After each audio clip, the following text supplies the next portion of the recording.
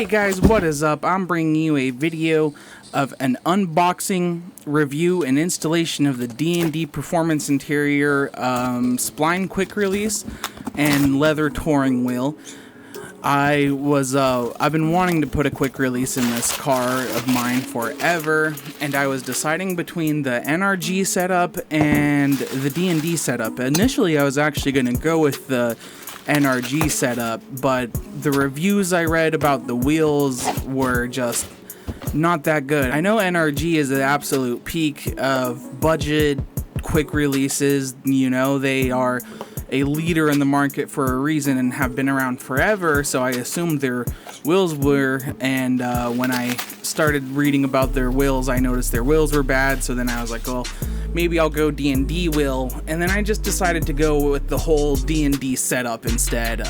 Overall, I absolutely love the look of it. I think it looks absolutely phenomenal. The red is beautiful. It goes great in my car, and the wheel, which is, I think, the main selling point of any D&D setup, is just fantastic. I highly recommend that if whatever quick release you go with, whether it be NRG, D&D, cheap eBay one even, which I don't personally recommend, just check out or try out a D&D wheel.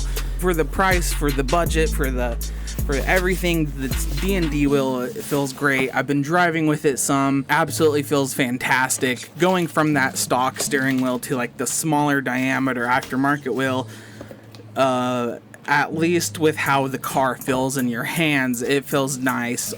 Obviously, your wheel is what you use to control the car. It's one of three things you use to control your car, and it being smaller does actually give a little bit more turning sensitivity.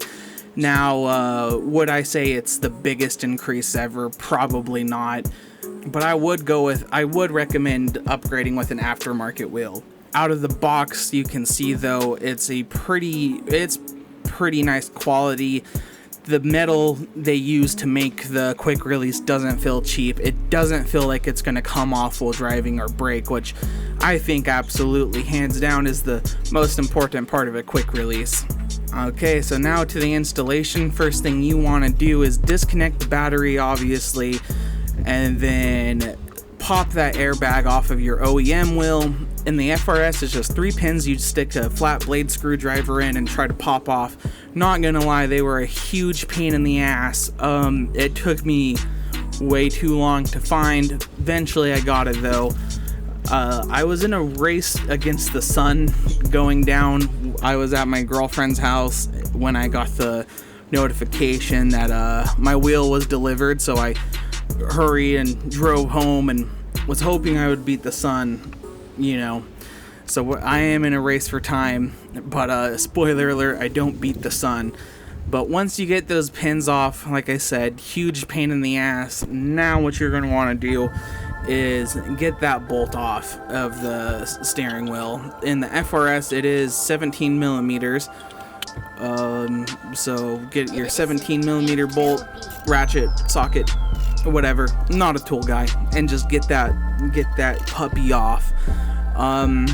Important to note, in the FRS, it is absolutely necessary to lock your wheel. So be sure to lock your wheel. I'm not gonna lie. In the last car I did this on, I didn't need to lock the wheel. So what's that say about Ford's quality? I don't know. That's up to you.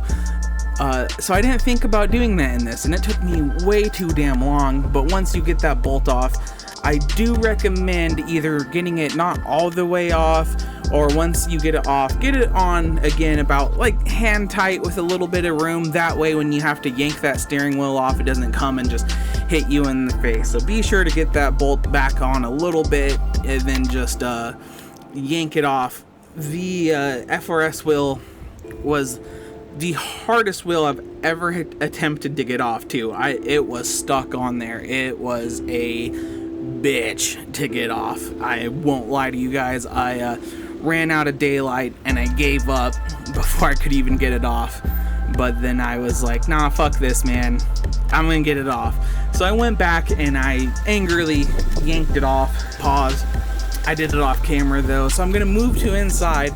I decided that, you know, I can't work on it more, but I could at least get it set up. That way on my lunch break tomorrow, I could have it so it'd be something, you know, ready to go, and I could get it done at home.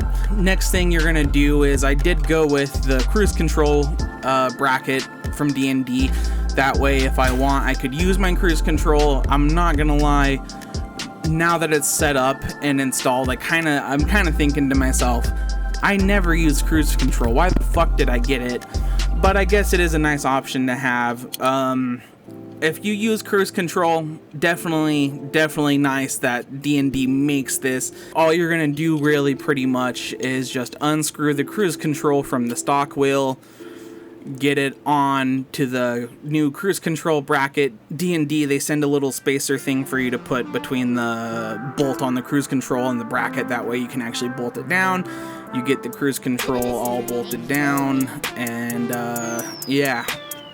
It's pretty simple, pretty straightforward. And then next, moving on, you're just gonna get the screws into the wheel.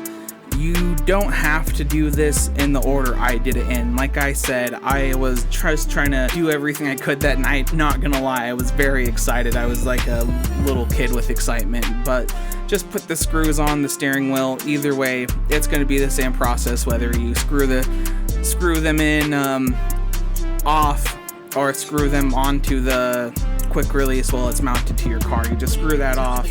We are now back in the car. It is raining, of course, the next day. I was just not having good luck on this install. So next, you want to get your short hub adapter that you should have bought car specific onto the thing. With the FRS, you got to make sure that your clock spring and your airbag connectors are lined up with the hole in the hub, that they kind of make a space for. Feed your cruise control through that.